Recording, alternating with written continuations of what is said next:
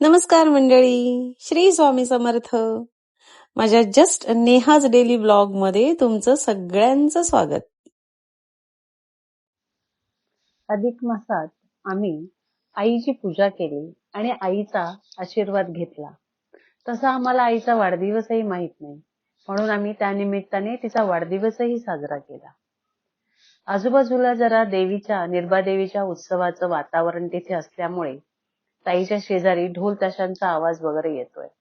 तो मी टाळू शकले नाही आणि त्याच आवाजात मी हे सगळं रेकॉर्डिंग केलेलं आहे. तुम्ही यावेळेला थोडंसं मला समजून घ्या. आणि ताईने यावेळेला अधिक मासाची जी एक कथा आहे ती देखील सांगितली, तीही तुम्ही ऐका.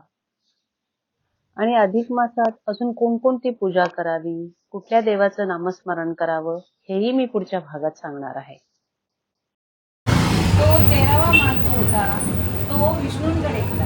विष्णू म्हणाले, तुला मी अशा ठिकाणी नेतो की तुला तिथे योग्य न्याय मिळेल. मग त्यांनी श्रीकृष्णांकडे नेलं आणि श्रीकृष्णाने आश्रय दिला आणि ह्या 2 महिन्याला, या मलिन महिन्याला स्वतःचं नाव दिलं. त्याला म्हणतात पुरुषोत्तम मास. कारण त्यामुळे श्रीकृष्ण म्हणाले की त्या 12 मासांपेक्षा तुला अधिक महत्व असेल आणि लोक ह्या महिन्यात अधिक पुण्य कर्म करतील की त्यांना त्याचं फळ जास्त पटीत मिळेल.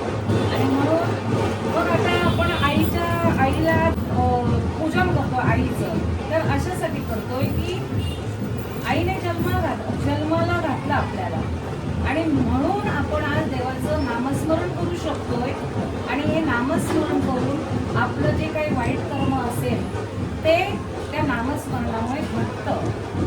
आणि म्हणून आईने आपल्याला जन्म दिल्यामुळे आपण हे करू शकलो. म्हणून आईला त्याबद्दल कृतज्ञता व्यक्त करण्यासाठी आईची आज ओटी भरायची.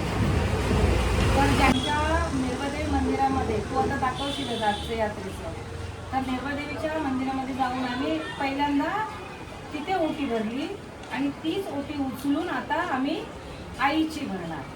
आणि आम्ही सगळ्या मुली आम्ही काय करणार, कृतज्ञता व्यक्त करणार की तुझ्यामुळे आम्हाला ही नामस्मरणाची संधी मिळाली आणि आमचं कुकर्म घटवण्यासाठी मदत मिळाली. आणि म्हणून हे आम्ही करतो.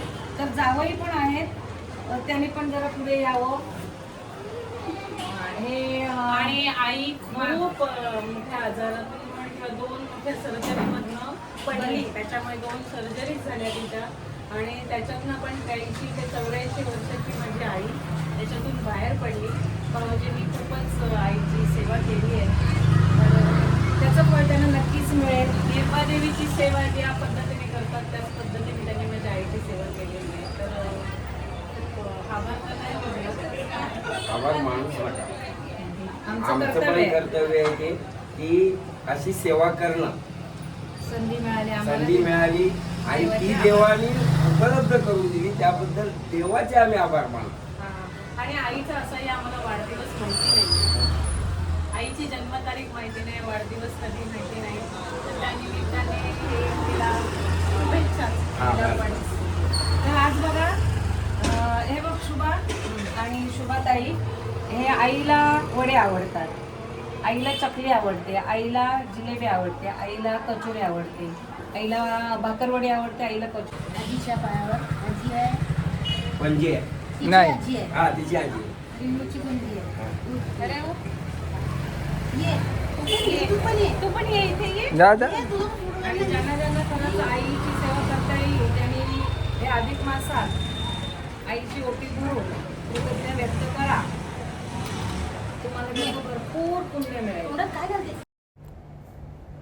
तर हा होता माझा आजचा vlog. Please like, share, comment and subscribe to. भेटूया पुढच्या व्लॉगमध्ये. थँक्यू.